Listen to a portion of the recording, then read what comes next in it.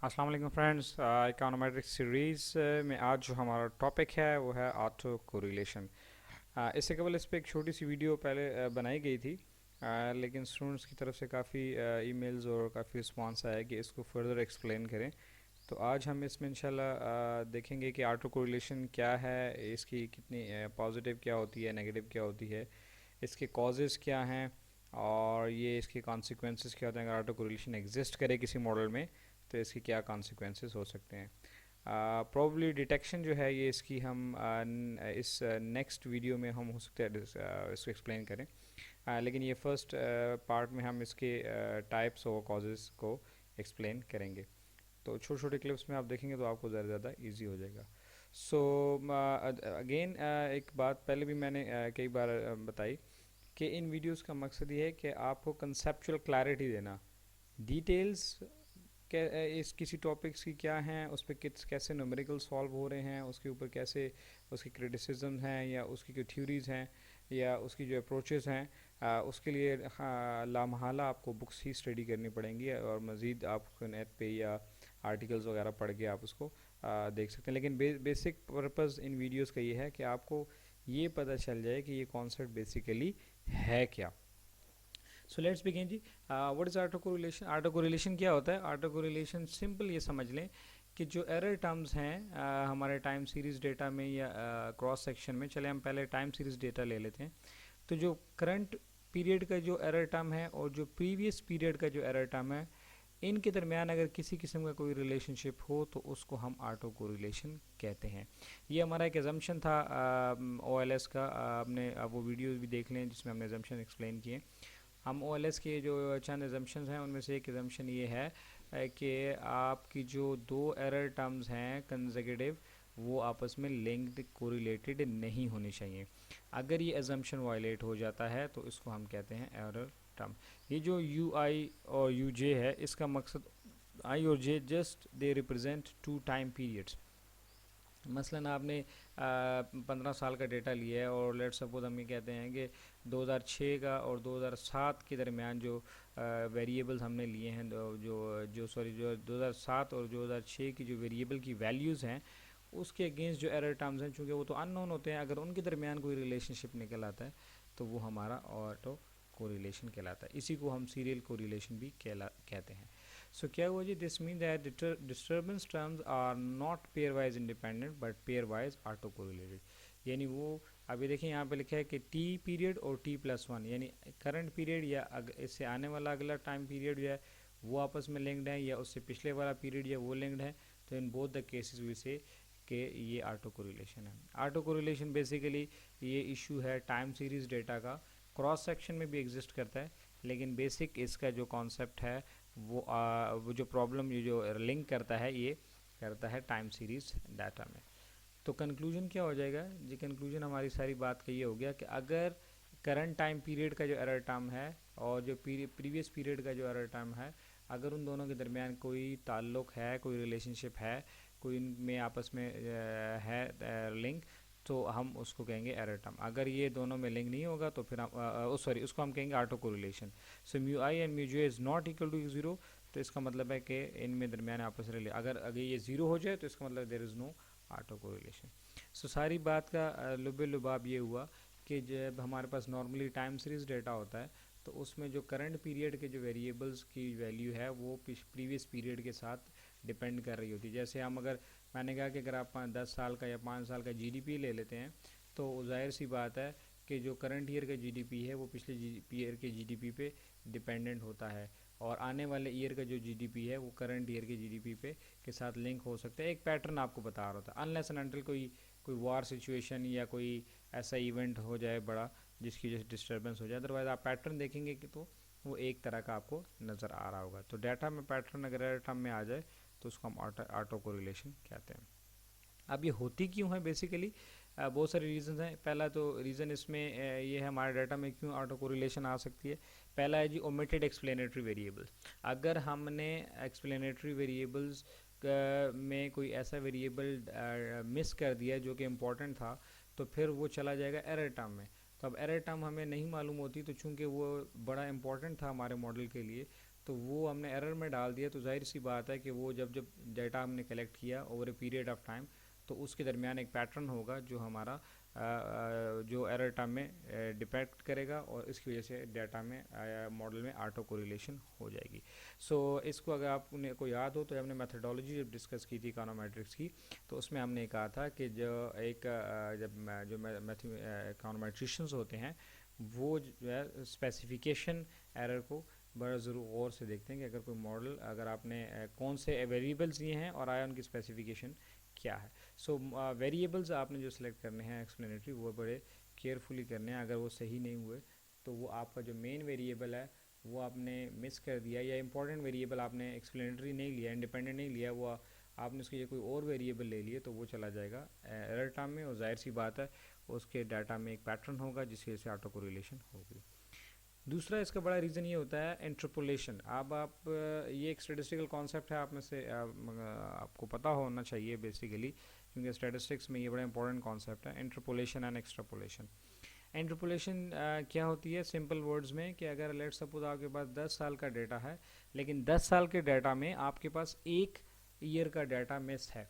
Let suppose हमने 2001 से 2010 का डाटा लिया और उसमें 2006 का डाटा हमारे पास नहीं है, तो उसके लिए स्टैटिस्टिशियन क्या करते हैं, वो फिर एवरेज कर लेते हैं पिछले ईयर के डेटा को और करंट ईयर के डेटा की। ये पूरी टेक्निक है, इसके अपने फार्मूलेज हैं, अब तो सॉफ्टवेयर्स में भी हो जाता है।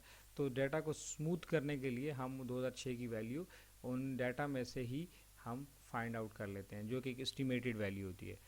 तो इसका क्या मतलब हुआ कि आपने अगेन प्रीवियस ईयर का टाइम पीरियड और करंट आने वाले टाइम पीरियड को आपने लिंक कर दिया, तो उसकी वजह से उसमें डाटा में ऑटो कोरिलेशन हो सकती है। So smoothing process we do every the true disturbance over term over the successive time period. तो जो सक्सेसिव टाइम पीरियड है, यानी यू आई की वैल्यूज हैं, करंट एरर टर्म, पिछला एरर टर्म, उससे पिछला error term, I represent basically time period. तो ये क्या हो जाएगा, ये इंटर रिलेटेड हो जाएंगे। मिस स्पेसिफिकेशन क्या है, हमने अभी थोड़ी देर पहले भी इस पर बात की कि एक तो आपने एक्सप्लेनेटरी वेरिएबल मिस कर दिया, उसकी वजह से हो सकता है। दूसरा आपने ये किया कि आपने प्रॉपरली वेरिएबल को स्पेसिफाई नहीं किया। जैसे हमने देखें यहाँ पे लिखा है कि अगर successive value of r random factor such as wars etcetera जो हैं, या ड्रॉट्स हैं, खुश्क साली हो गई, इनका इफ़ेक्ट एक साल पे नहीं रहता। अगर आप जीडीपी ले रहे हैं तो पिछले साल की खुश्क साली का इफ़ेक्ट इस साल की प्रोडक्शन के ऊपर भी आएगा। तो अगर आप वॉर्स को अब रैंडम एरर ले लिया, तो इसका मतलब है कि या जो वॉर हुई या ड्रॉट्स हुई, खुशहाली हुई, कहत हुआ, अगर आपने उसको एरर टर्म में रखा हुआ है और आप जीडीपी डिस्कस कर रहे हैं, तो करंट ईयर का जीडीपी जो है वो पिछले ईयर की खुशहाली की वजह से भी इफ़ेक्ट होगा। सो देखें इसमें लिखा है लो agriculture cropping in one period has a influence over several other variables and the time period as well. तो उसकी वजह से ये ऑटो कोरिलेशन भी हो सकती है। अच्छा जी, ये हो गया। इसके बाद हम कहते हैं कि फर्स्ट ऑर्डर कोरिलेशन, ये मोस्ट कॉमनली ऑर्डर कोरिलेशन है। ये आपको एक मॉडल नज़र आ रहा है, जो नॉर्मल सा मॉडल है, बीटा 1 है, एक्स फिर इसका एक्स वेरिएबल है, पहला है, दूसरा वेरिएबल एक्सप्लेनेटरी है, तीसरा वेरिएबल ये टाइम पीरियड्स की वैल्यूज़ बता रहा है। ठीक है जी। अब इसमें क्या कह रहा है कि in which current observation of the error term UAT function of the previous, इसमें लैग्स आ जाते हैं। लैग्स क्या होता है कि पिछली वैल्यूज़ आपकी जो है या वो इफ़ेक्ट कर रही हैं करंट। बाज़ वक़्त ऐसा भी होता है कि आप माने मॉनेटरी पॉलिसी बना रहे हैं या कोई फिस्कल पॉलिसी, तो उसका इफ़ेक्ट अगले साल में जाके नज़र आता है। तो जो अगले साल की प्रोडक्शन या अगले साल के जो रिजल्ट्स आ रहे हैं वो पिछले साल की मॉनेटरी पॉलिसी की वजह से आ रहे हैं, तो या फिस्कल पॉलिसी की वजह से आ रहे हैं। तो ये लैग्स, इसको बोलते हैं लैग, कि अगले जब आप टाइम पीरियड को अगले टाइम पीरियड के साथ लिंक कर देते हैं, उसका इफेक्ट उधर नज़र आता है। तो ये फर्स्ट ऑर्डर कोरिलेशन में हम ये फिर क्या कर लेते हैं, इसे कैलकुलेट करने के लिए ये हमारे पास कोफिशिएंट रो है, जो आपको जो पी की शक्ल में जो नज़र आ रहा है, ये ग्रीक लेटर है रो। इसकी वैल्यू रेंज करती है -1 से +1 तक, और इसको आप सॉफ्टवेयर में भी कैलकुलेट हो जाता है, एक्सेल में भी हो जाता है। अब अगर ये 0 हो जाएगा तो इसका मतलब है कि कोई ऑटो कोरिलेशन नहीं है। अगर 1 की तरफ आ जाता है तो पॉजिटिव ऑटो कोरिलेशन होगी, और अगर -1 की तरफ चला जाता है तो ये नेगेटिव ऑटो कोरिलेशन होगी। अभी पॉजिटिव ऑटो कोरिलेशन और नेगेटिव ऑटो कोरिलेशन क्या होती हैं, ये ज़रा ग्राफ के ज़रिए समझ लें। लेकिन जब आपकी जो करंट एरर टर्म है वो प्रीवियस एरर टर्म के पैटर्न पे ही चल रही है, यानी वैल्यू करंट एरर टर्म की पिछले एरर टर्म की वैल्यू जो है वो कम हो रही है, तो करंट वैल्यू उससे कम हो रही है, फिर आने वाले ईयर की उससे कम हो रही है। तो ये एक पैटर्न जब नज़र आता है उसमें, तो ये पॉजिटिव कोरिलेशन कहलाती है। अब आप ये देखें ये वैल्यूज़ अगर ये बढ़ रही हैं तो सारी बढ़ती चली जा रही हैं, ठीक है। तो एक पैटर्न नज़र आ रहा है। फिर ये कम हो रही है तो कम होती चली जा रही हैं, कम होती चली जा रही हैं।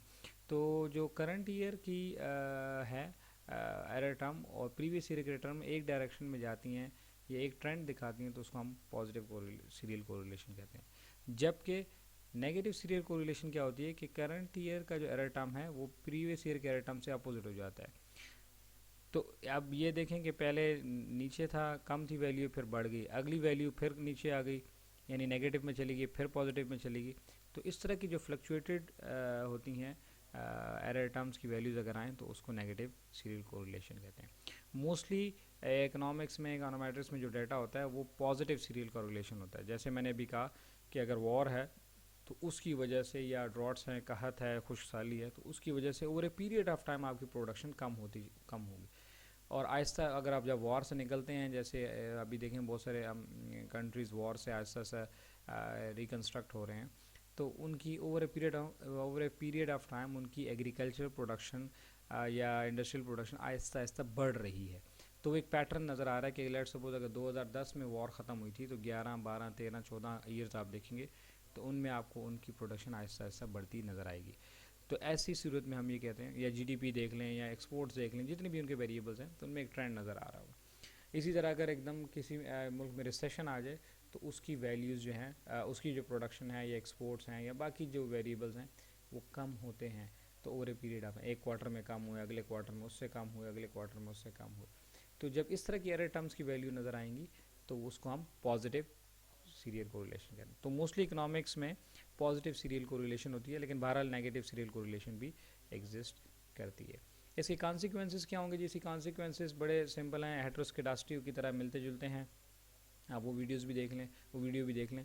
आपके एस्टिमेटर तो अनबायस्ड और कंसिस्टेंट तो रहेंगे, लेकिन इनएफिशिएंट हो जाएंगे। आपको पता है इन एफिशिएंसी के लिए वेरिएंस का मिनिमम होना ज़रूरी है, जबकि यहाँ तो बात ही वेरिएंस की हो रही है कि वो कभी लिंक होगा तो उसका कोवेरियंस डिस्टर्ब होता रहेगा।